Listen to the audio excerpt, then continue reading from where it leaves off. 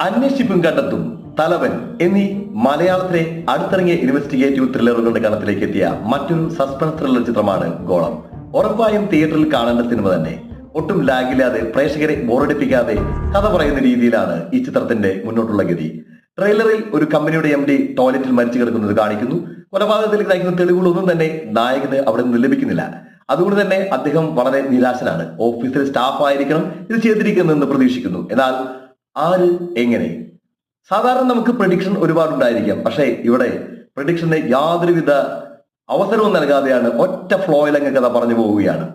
അതുപോലെ തന്നെയാണ് ചിത്രത്തിന്റെ കഥാഗതിയും മേക്കിംഗ് എല്ലാം തന്നെ. ഒന്നൊന്നര എഴുത്ത് തന്നെയാണ് പ്രവീൺ വിശ്വനാഥ്, അതുപോലെ തന്നെ സംജാത് PS സംവിധാനം.